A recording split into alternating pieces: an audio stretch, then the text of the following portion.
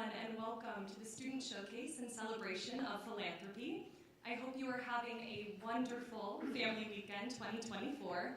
Natick could truly not have given us more perfect autumn weather to be together. My name is Alexa Flinker. I am the Associate Director of Events and Stewardship here at Walnut Hill. Thank you so much to all of the families, to the staff, faculty, students, and friends who are joining us this evening, here or tuning in from the live stream. Walnut Hill is truly nothing short of special. And we have brought all 5 majors together this evening to share just a little slice of what that all looks like. But before we jump into our performances, I would like to welcome our head of school, Eric Barber, to tell you a little bit more about the impact and the state of the school right now. So please join me in welcoming Eric.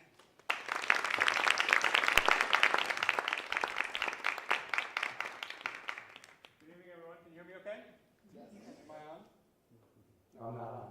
I'm on now. Mike, everything all right? Okay. Hi, everyone. Thank you for being here. And I want to start by offering many thanks. So thank you to Allison Cooley, Alexa, and the development team for putting together an amazing weekend with many, many partners.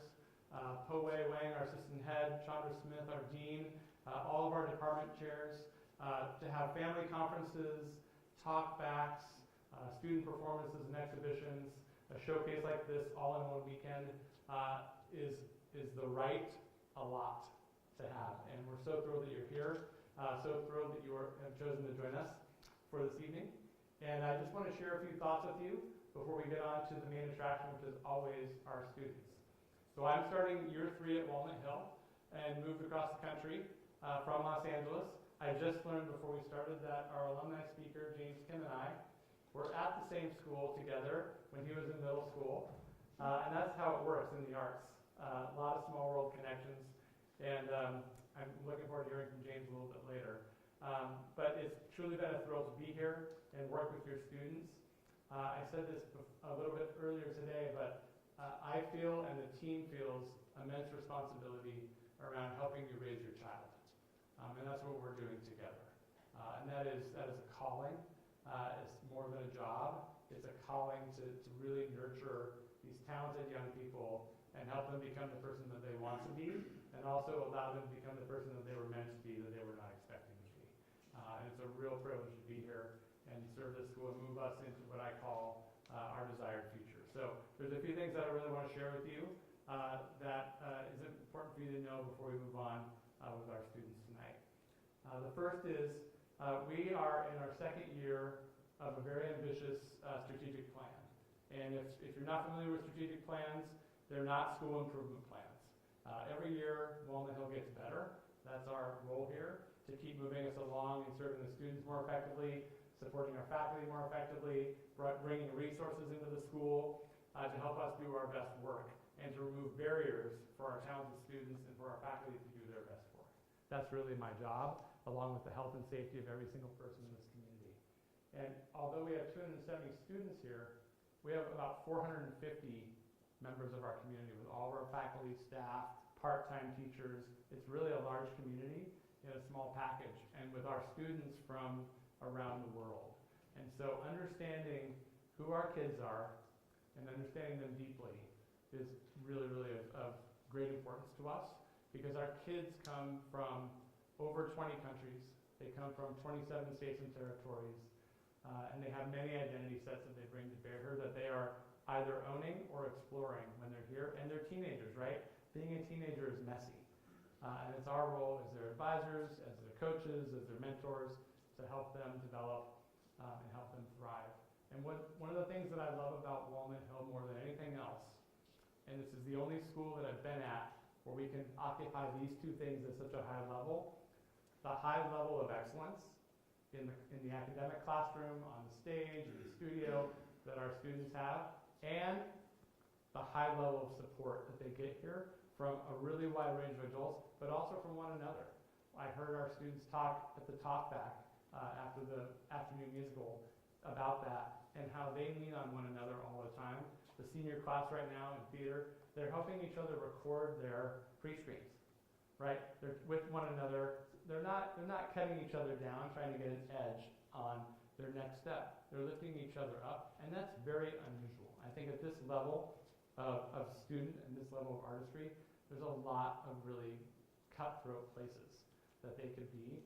And what I believe, and what I hope you believe, is that it's actually impossible, in my opinion, to reach the level of artistry that our kids are reaching without understanding who you are, being expressive, being self-aware, and also being relational with other people.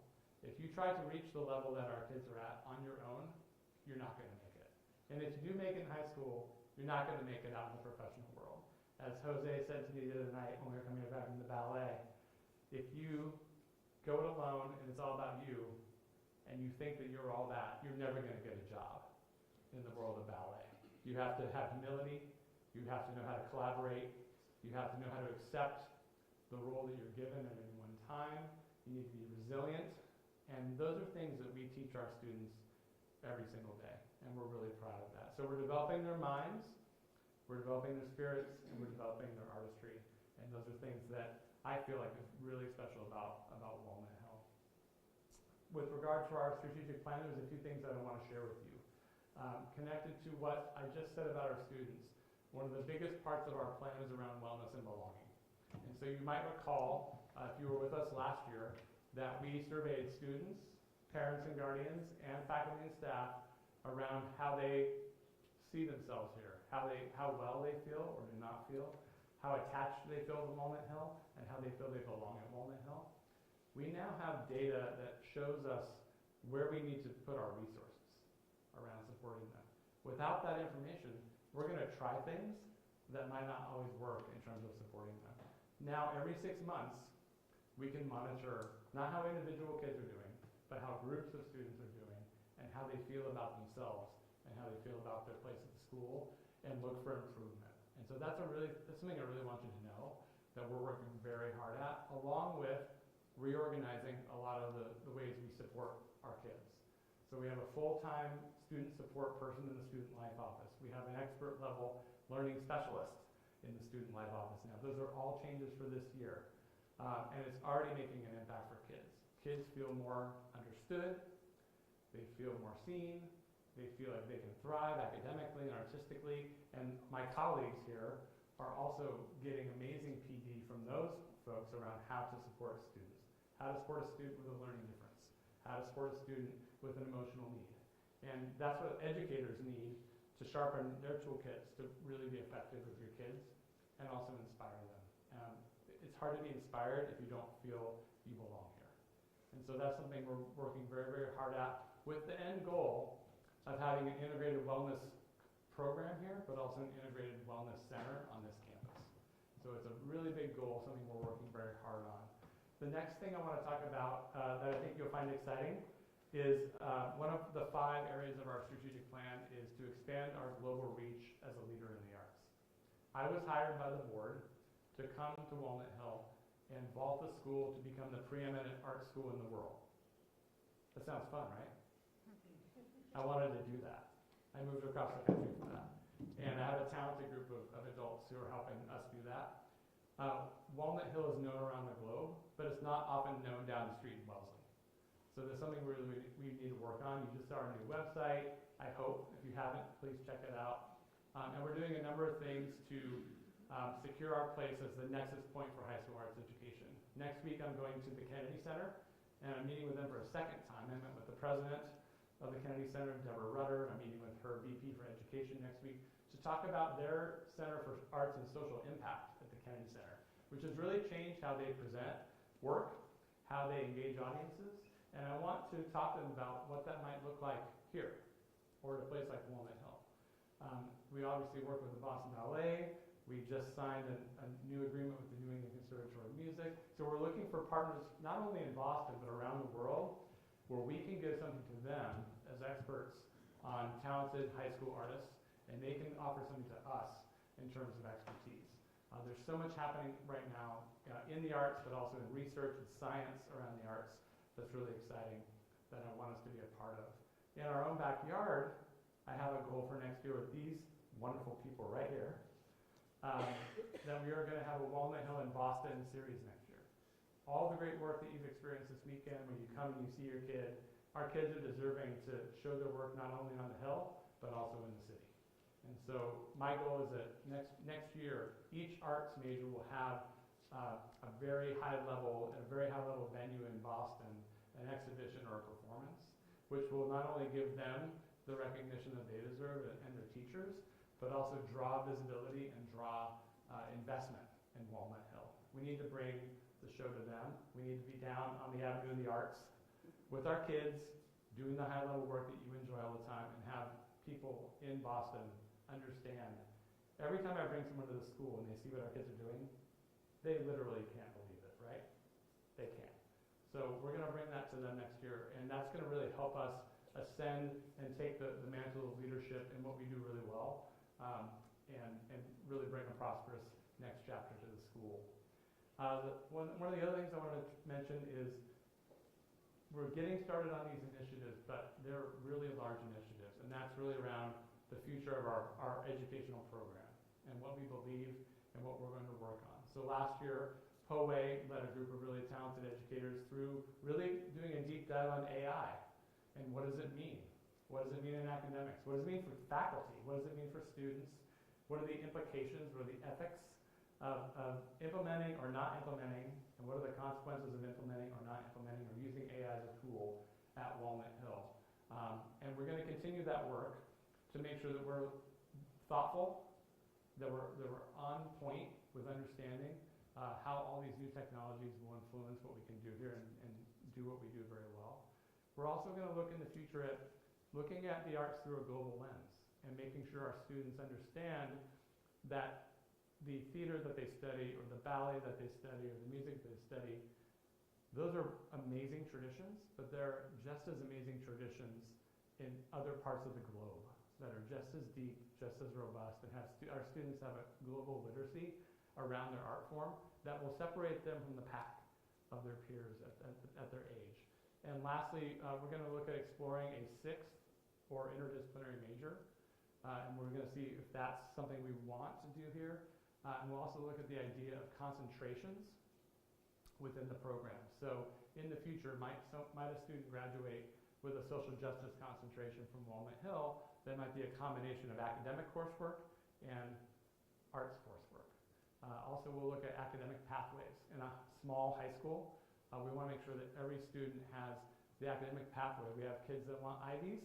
We want kids that go to a ballet company straight out of high school, and they want an excellent academic preparation as well. But our amplitude of expectation and what students require, we'll take a good look at that part of our program as well. The last that I would say, 4 out of our 5 parts of our plan is master planning. So raise your hand if you feel, when you pull up to the Walnut Hill campus, you feel like it's an art school. When you get out of your car, you walk across Highland, do you feel like it's an art school? See a couple hands.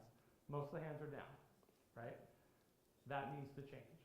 And so this last year, we engaged our architect design lab, which helped us build this amazing facility, and also the Red Barn, and a task force of the board members and other folks to really conceive of an aspirational master plan for the campus.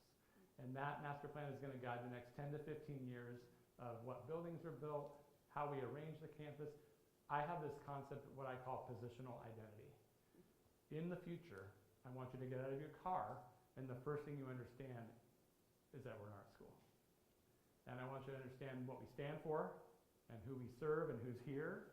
And I want that to be evident from the first 60 seconds that you're walking onto the campus, and that you're excited by it, and that future families and future students are really excited by that. And that will take a lot of effort, it will take a lot of investment, and a lot of money. In the meantime, until we put our first shovel in the ground, whenever that's going to be, we are working very hard at taking care of our current facilities and taking them to the highest levels that we possibly can. So in the afternoon musical, if you were there, you heard me announce we're launching a campaign to raise money to honor the legacy of Joe Cabral, our beloved director of theater, and take the Perrin Theater in the Kiter Center to an entirely new level with technology. That's not master planning. That's taking care of our kids right now and elevating our faculty and our kids to have a whole new level of imagination with an LED wall, live streaming equipment, an immersive sound system for all 5 majors to make their best work and be able to dream about what they want to do without barriers. So those are the things that I want to share with you tonight that we're working on.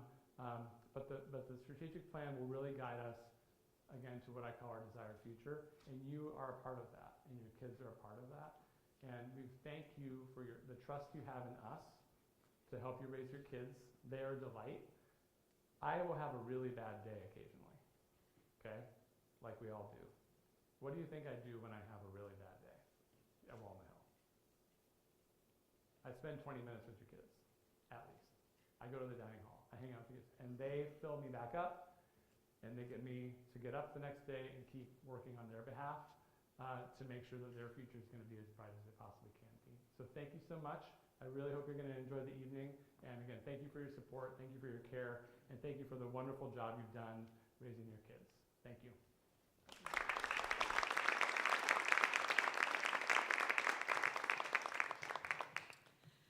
Good evening, I'm Jenny Elowich. I'm Director of Music here at Walnut Hill. Our music department believes in the power of music as a force for good in the world. Our core values begin with artistic excellence, and I'm so proud of the high level of students in our program and their deep level of commitment to their art. Among our other priorities is the importance of respect for and kindness toward all of our students and among our faculty. I'm delighted this evening to introduce Senior Seokyoung Shan Hwang, who will play the fourth movement of Chopin's Third Piano Sonata, and I invite you to welcome him now.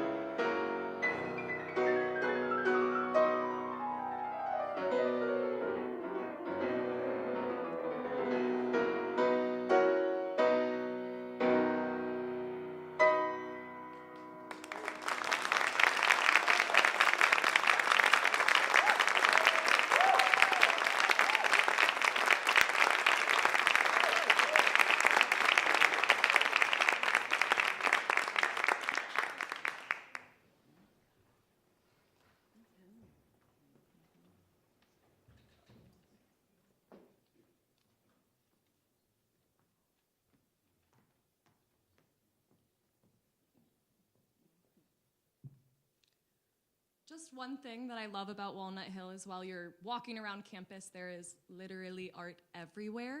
But in particular, if you haven't had a chance to go through the galleries in Highland, I highly recommend it. Please do. It's just a glimpse of everything that's going on in the visual arts department. So to tell us a little bit more about visual arts, I would like to welcome Ken Tai, the director of VA, to speak to the program and introduce his talented students. Welcome, Ken.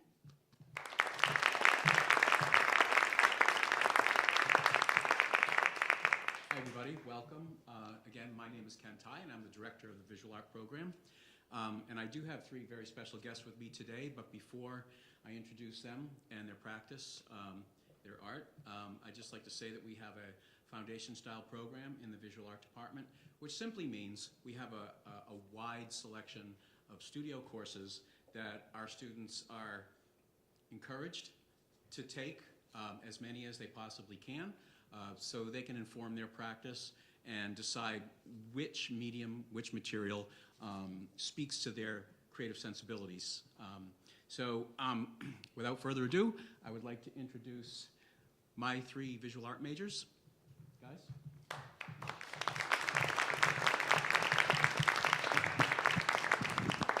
So, we're all set for images. Let there be art. Olive, you want to introduce yourself? Sure. I'm Olive. I'm a junior. I've been going here for 3 years now. And here are two of my art pieces. So on the left, here's an oil painting I did last semester for Jason's painting class. All the painting classes are oil painting classes, and this one, the theme was just symbolism. So we really had a very open prompt for what we wanted to do. So I decided to make two figures, and the theme of this, it's kind of a long theme, but like the nature, the humanity and beauty, the relationship between humanity and nature. So yeah, it's kind of long. But yeah, I really enjoyed this process, and it was my second ever oil painting, my first one being freshman year in Ken's oil painting class. And it was really a fun experience, and I learned a lot because I'd only done acrylic paintings before, so it's definitely a lot to learn kind of a new medium. So that was a fun experience, and also kind of digging into deeper meaning in my paintings and exploring kind of the process of that. And then on the right here is a sculpture I made last year in Eileen's sculpture class, and this was the first ever sculpture class I had taken, and the project was to make a huge life-size sculpture out of wood, all wood, and it was supposed to be kind of your height, so mine is 5 feet because I'm kind of short. But so we started off with like smaller wood planks that would build up the skeleton, and then we'd build up the body. But we had a limited amount of wood, so that was kind of the challenge of it.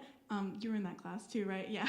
So it was a little difficult, but it was really fun in the end, and I really discovered how not only to work with huge saws and machines to create that, which was very scary, but yeah, so in the end, I really enjoyed kind of how it turned out and kind of the process in making both 2D and 3D work.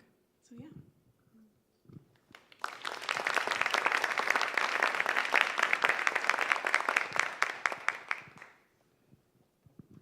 Hi, my name is Ella. I'm also a 3-year junior. These are my two oil painting class for Ken's project.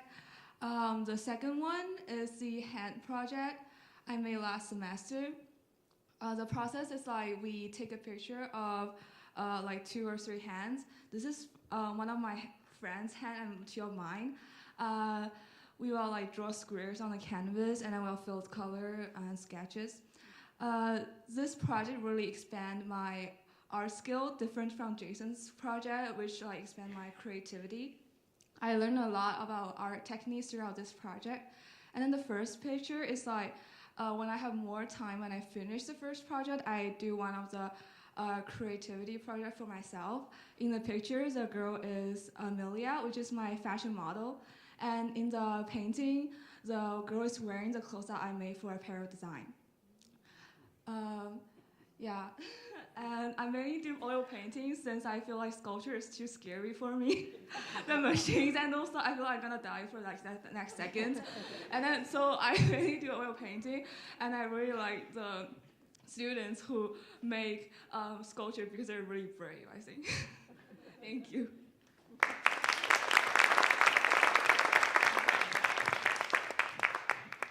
Hi, I'm Jonas. I'm a four-year senior. And here are some of the things I've made. This pair of jeans right here and that skirt are made out of denim. And I made them last year, in the apparel class.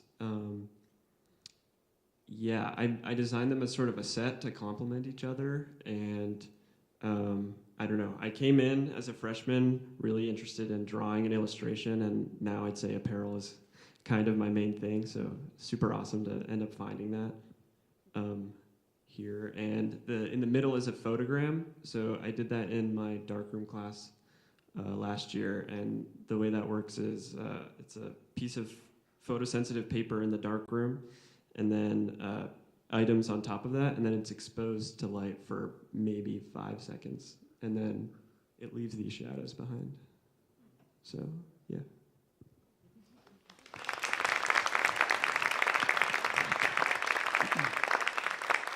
Fantastic. I also want to point out that Jonas, the pants he's wearing, he made those pants also. So that is another one of his creations. And yeah, he made those jeans. Like, really? Wow, put a price tag on it. I just want to ask you guys quickly, was there one sort of aha moment for you coming into the art department where about self-discovery, where you really felt, you know, like, yeah, this is the right thing. I'm going to be an artist. Was there one moment or one project or one medium or one teacher?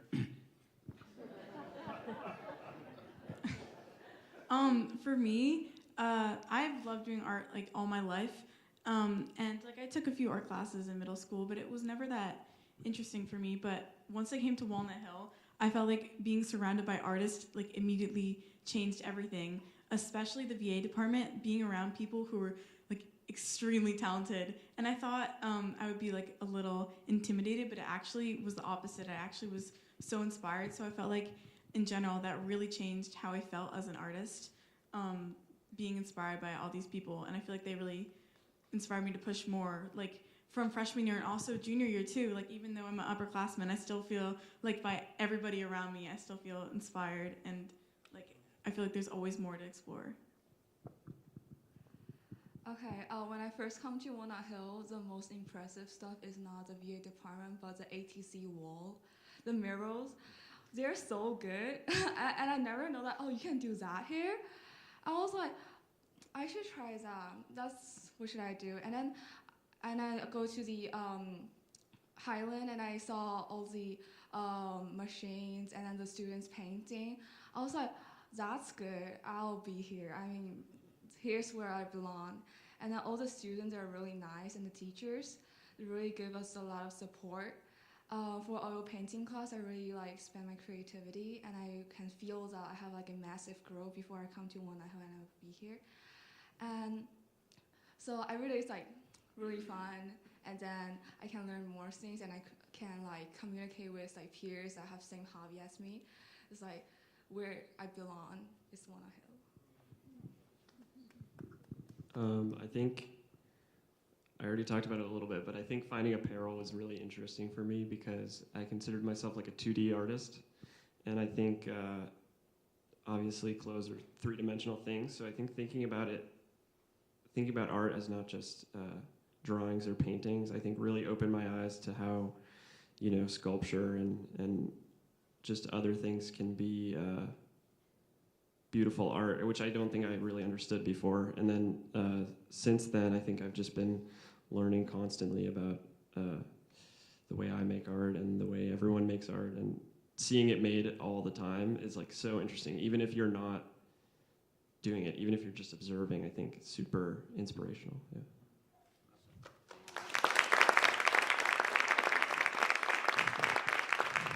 Great. Thank you, guys, and thank you, everyone.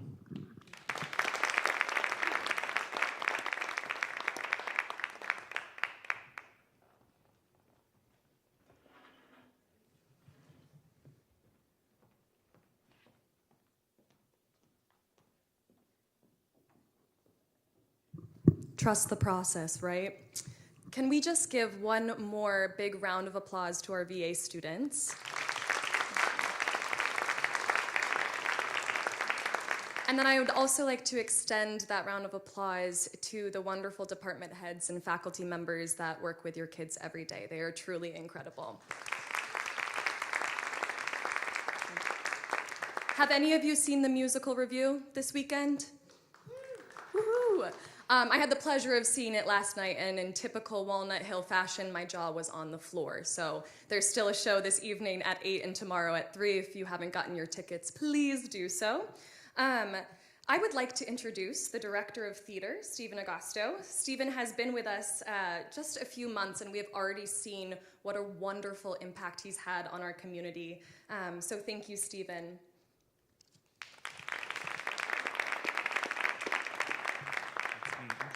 Hi, my name is Stephen Agosto. I'm the director of theater. The mission of the theater department is to engage talented, passionate, intellectually curious, and adventurous young performers.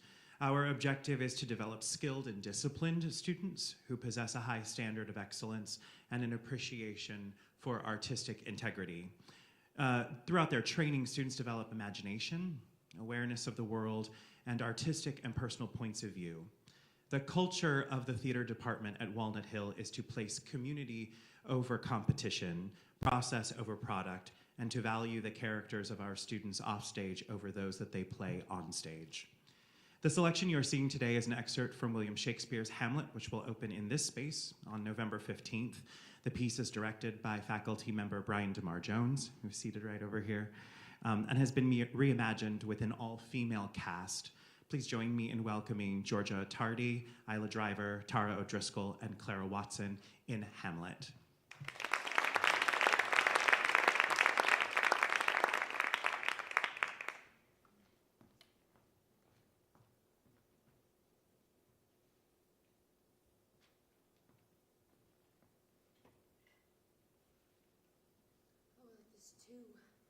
Too solid flesh would melt, thaw, and resolve itself into a dew. Or that the everlasting had not fixed his canon against self-slaughter. Oh God, how weary, stale, flat, and unprofitable seems to me all the uses of this world. Finally.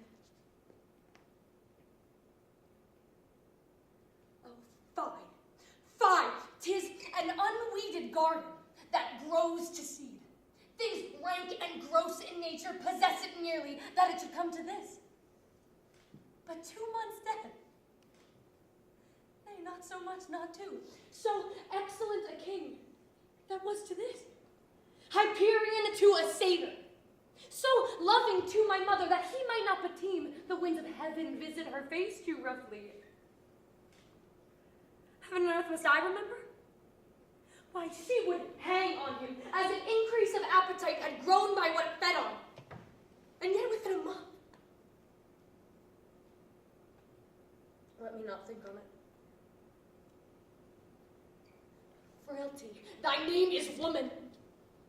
A little month, or ere those shoes were old with which she followed my poor father's body like Niobe, all tears. Why, even she, God, a beast that once discourse of reason would have mourned longer. Married with mine uncle, my father's brother, but no more like my father than I to Hercules within a month.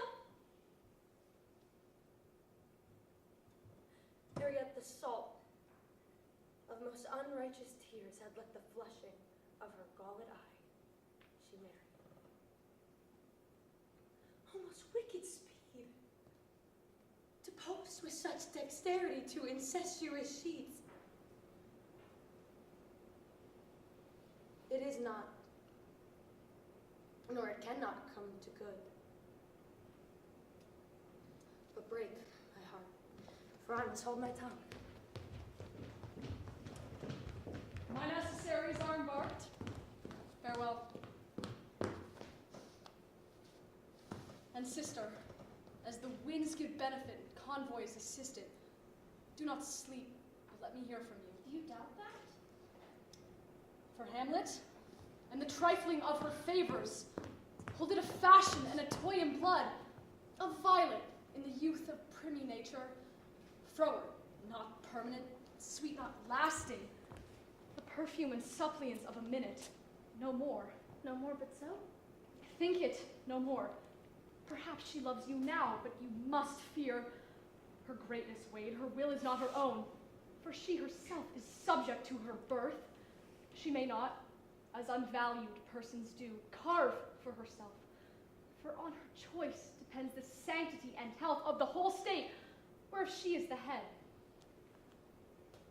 Then if she says she loves you, it fits your wisdom so far to believe it, as she in her peculiar act and force may give her saying deed, which is no further than the main voice of Denmark goes withal.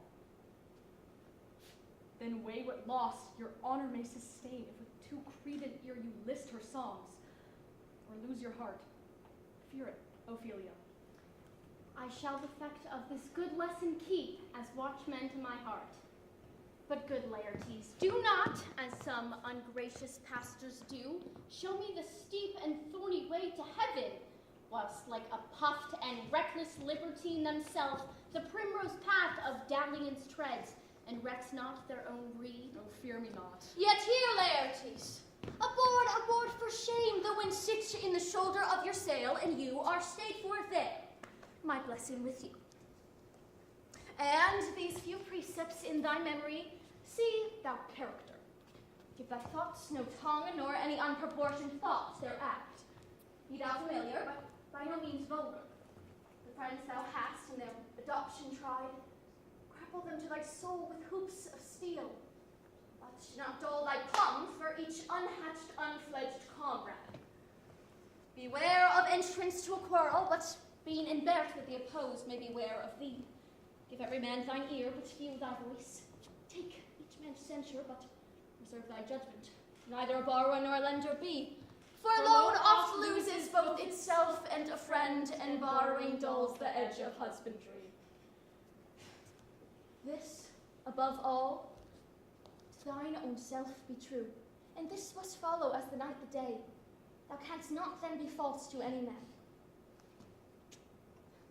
Farewell. My blessing seasons this in thee. Most humbly do I take my leave, my lady. Time invites you. Go, your servants tend. Farewell, Ophelia, and remember well what it is I have said to you. 'Tis in my memory locked, and you yourself shall keep the key of it. What is't, Ophelia, he hath said to you? So please you, something touching the Lady Hamlet. Mary, what bethought? 'Tis told me she hath very oft of late given private time to you, and you yourself have been most free and bounteous. What is between you? Give me up the truth. She hath, mother, of late made many tenders of her affection to me. Affection? Ha! You speak like a green girl! Do you believe her tenders, as you call them? I do not know, my lady, what I should think. Mary, I'll teach you. Think yourself a baby, that you have ta'en her tenders for true pay, which are not sterling. Tender yourself more dearly. But, madam, she hath importuned me with love in honorable fashion. Aye, fashion you may call it. Go to. And hath given countenance to her speech, my lady, with all the vows of heaven. I springes to catch woodcocks. I do know. And the blood burns how prodigal the soul gives the tongue vows. These blazes, daughter, you must not take for fire, but for her grace believe so much in her that she is young, and with larger tether may she walk than may be given to you. In few, Ophelia, do not believe her vows. This is for all. I would not, in plain terms, from this time forth, have you slander any moment to leisure, as to give words or talk with Lady Hamlet. Look to it. I charge you. come your ways. I shall obey, Mother.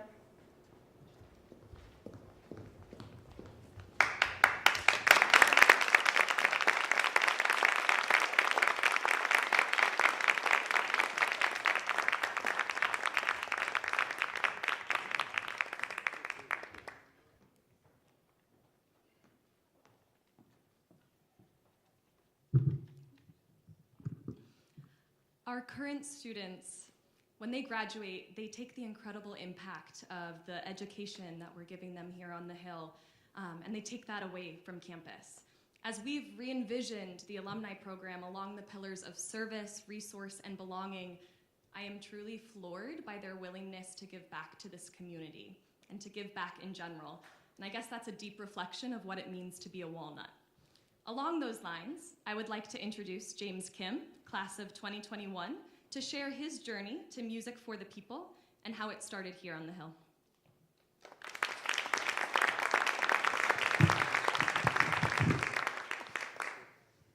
Hello, everyone. Thank you for the warm welcome. It is such an honor to be here. My name is James, and I graduated from Walnut Hill in 2021. Today, I'm here to talk to you about a project that I've been working on for 2 years called Music for the People. But first, you're probably wondering who I am. So let me give you a little bit of context. I was born in California to two wonderful, loving parents who gave me the opportunity to begin studying the piano at the age of 5 years old with Anders Martinsen, a phenomenal teacher. Through his guidance, I was able to excel quickly, and at the age of 12, I won my first international piano competition. And I felt my career would take off from there, but unfortunately I developed de Quervain's tenosynovitis, which is inflammation of the tendon sheath in my right thumb. And I was forced into a period of 6 months of rest. So during this time, we relocated to Lexington, Massachusetts, and I began studying again with Max Levinson, another great teacher. And I auditioned for a position at the music department at Walnut Hill. And I was fortunate enough to attend all 4 years of high school here. It was at Walnut Hill that 2 slides back, please. Thank you. It was at Walnut Hill that I met my lifelong friends, learned how to live independently at a young age, and discovered who I was and what my true values were. At Walnut Hill, my injury returned, and I went through a cycle of recovery and re-injury. And my technique began deteriorating, and I realized that I couldn't practice consistently without pain. And so as graduation neared, I decided to discontinue playing music. And so now I'm a senior at Tufts University on the pre-med track. I play golf in my free time, and I spend my time volunteering in various settings. So now that you know a little bit about me, let's go back to the important stuff. What is Music for the People? Music for the People is a music outreach program with 2 key missions. The first is to provide seniors with free, live, high-quality music. And the second is to provide young musicians an opportunity to engage within their communities.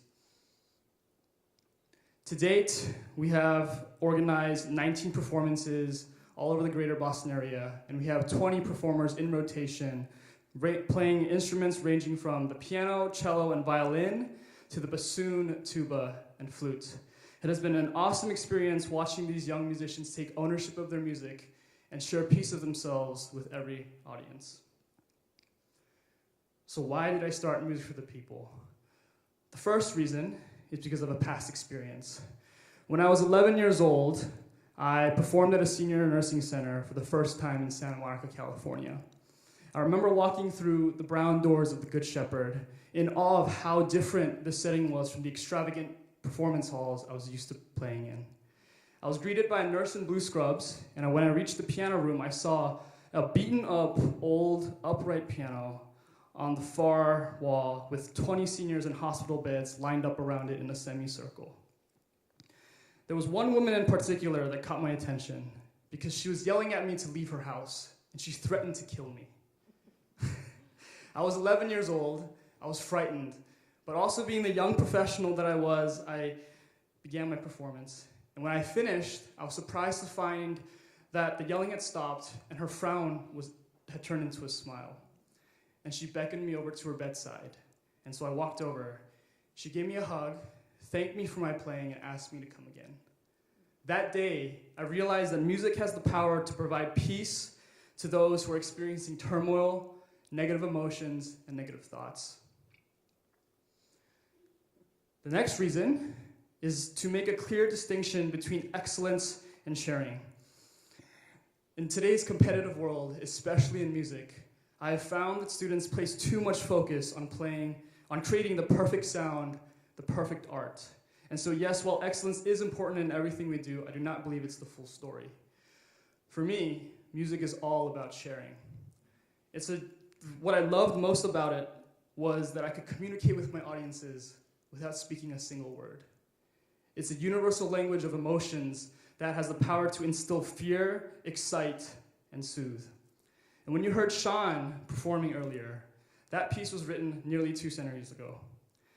The emotions you felt when you listened to him are the same emotions listeners experienced 2 centuries ago. And they will be the same emotions listeners experience 2 centuries from now. So as musicians, we act as a bridge between time and culture. The third reason is because of Non Nobis Solum. And I'm sure you've heard this many, many times from the faculty and staff here. It means not for ourselves alone. When I was at Walnut Hill, I felt like I didn't have many opportunities to exercise this idea, and so I really wanted to bring it to life.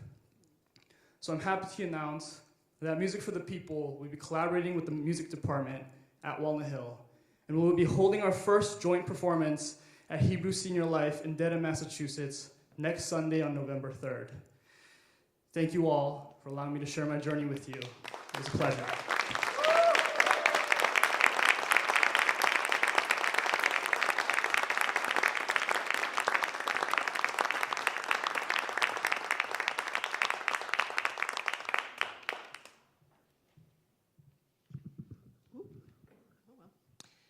Hello, my name is Margaret Funkhauser, and I'm the Director of Writing, Film, and Media Arts. I often describe Writing, Film, and Media Arts as a multidisciplinary program that asks students to engage in interdisciplinary projects. And the piece we're going to share with you tonight really encapsulates this idea. It's a film titled Sweet, Sweet Lies, which was just screened last weekend at the All-American High School Film Festival in New York City. Except this film wasn't made in a filmmaking class. It came to be in a class called Collaboratory, which is a process-driven, project-based class that focuses on skills and strategies that support students becoming stronger collaborators. This class took place last spring, and the first unit was on synesthesia, the crossing or merging of the senses, and how we might explore that idea in storytelling. The prompt that launched this film asked students to listen to a piece of music that had recently been performed by the Walnut Hill String Orchestra as part of the music department's January project.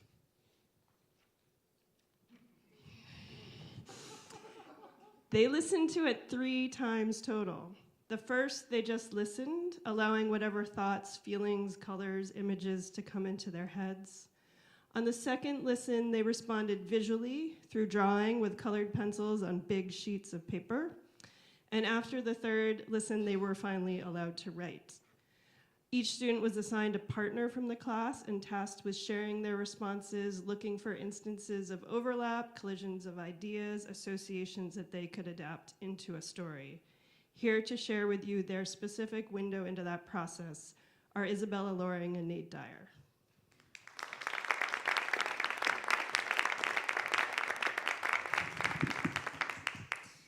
Hi, so the first thing I want to talk about is one of our homework assignments, which was to make a mood board for the music piece. And the mood boards that everyone made ranged, so it kind of showed how versatile the piece was and how differently we all interpreted it. Yeah, so it was this, you know, as Margaret said, this wonderful string orchestra piece. We both found that the second movement really spoke to us the most because it was the most sort of somber and emotional, and usually is when it's, you know, it's in that string piece format. I would also like to mention that for this project, we weren't able to pick our partners. We were assigned at random. And for me, as a creative who usually likes to pick and choose his, you know, partners, it was a bit scary, but also uncomfortable. It usually is, like collaboration is, but I feel like I struck out with Isabella, and it was this wonderful, wonderful collaboration. And you want to talk about it? Thanks, Nate. So this kind of started, we wrote a draft, and we wrote the draft separately at first, but the way that it became what it is now is in class, we sat down with the document open, and we read it aloud to each other just to see, because sometimes you write something down, and it doesn't sound the same when you're actually speaking. So we did a lot of trial and error with that, which really helped, and we decided to make this a monologue since we had such little time to film, so we wanted to film it as a voiceover instead of having to worry about sound on set.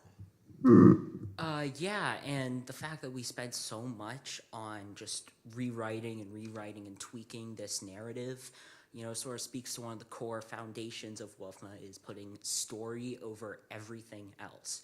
You know, like, I think that if you make a movie, no matter how good the visual effects are, the cinematography, if the story's not there, you're not going to have the best movie you could. So, you know, we went through it over and over, and I feel like that's how we could have made a movie in this short time span.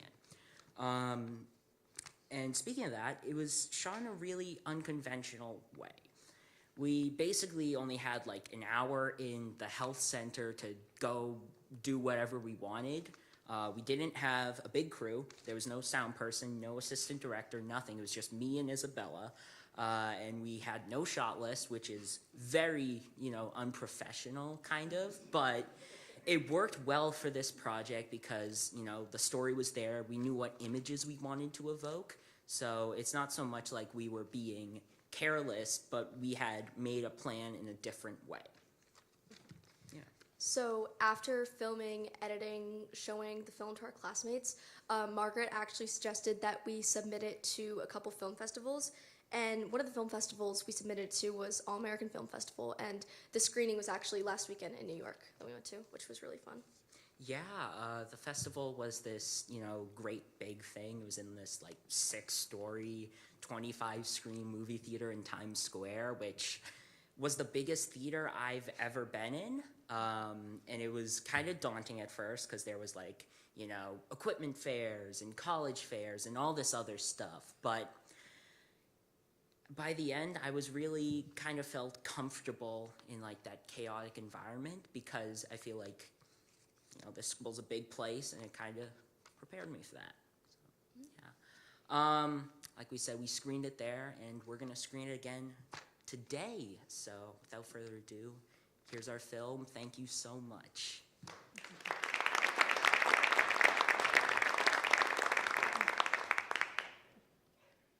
Hello. Please leave a message after the tone. I've met a million guys like him, and I hate falling for them, because I know how it always ends. Each time, I think it'll hurt less, but it never does.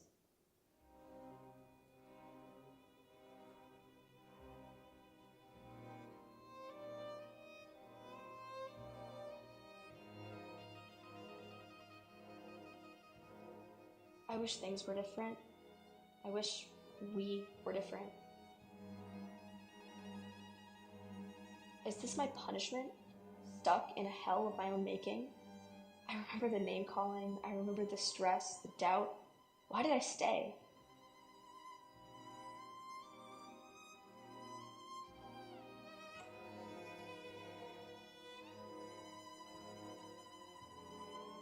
His words continue to echo in my head. You were never meant to find out this way. I felt awful right after I did it. I was depressed. My thoughts contradict me. Do I deserve this, or do they deserve it? Am I weak, pathetic, a pushover? What if I didn't go on that trip? What if I hadn't argued? What if I was prettier, had better style, looked more like her? The worst part is that I know I'll miss you when you stop trying to get me back. My anger will fade, you'll promise to change, and I'll believe you. The cycle will repeat, and I'll accept your flaws. Maybe one day I'll grow strong enough to hate you. Until then, I'll be yours.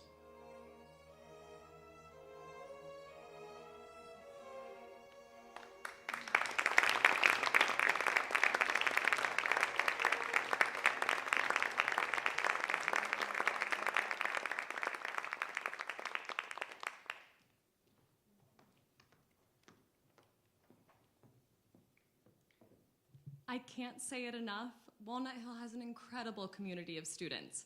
But with that, we also have an equally wonderful community of parents. The Walnut Hill Family Association is just a slice of that, right? And they are a dedicated group of families that support fellow families, they support our students, staff, faculty, and beyond. So first, I really want to say thank you, but also second, I want to introduce the chair of the Family Association, Sterling McCormick, current parent class of 2026. Thank you, Sterling.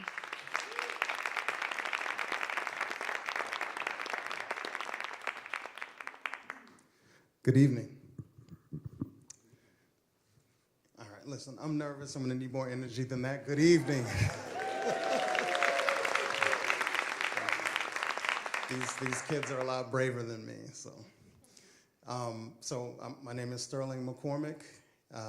My wife, Teresa, and I couldn't be happier with the decision that we made to send our son, Osiris Wolfma, class of 26, to Walnut Hill. Standing here with all of you tonight, it's very evident to me that this is more than just a school.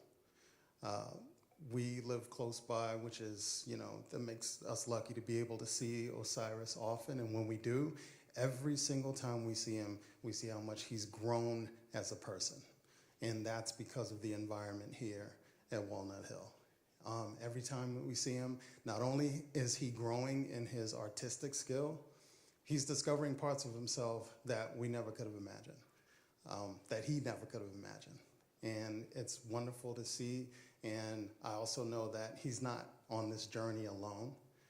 The amount of support that he has in this community between his schoolmates, the faculty, the administration, it's created this environment for him to be able to grow in this way. And the support that these kids give to each other is mind-blowing. It's an insane amount of talent with these kids that go to school here and that perform here and pour their hearts out here. But my favorite part about coming to the performances here is seeing how much they cheer for each other louder than the parents. And that tugs at the heart, because that kind of support, we all know that a lot of adults that can't even give that kind of support to each other. So they're teaching us how to be, and that's pretty special. So I'm gonna wrap it up before I start getting the wrap it up music, but I do wanna say that I think that we have to stop and think about the fact that we're lucky because we get to see those who are going to shape the future. And I think we should meditate on that a little bit, because it's not just lip service and it's not just a catchphrase. Like, these kids are literally going to shape the future, and we should be humbled by that, and we should be thankful that we get this rare gift to be able to be a part of it. And they're not just going to shape the future with their art, they're going to shape it with the depth of character that is being developed right here and right now. And so I am profoundly grateful to Walnut Hill for that. Thank you.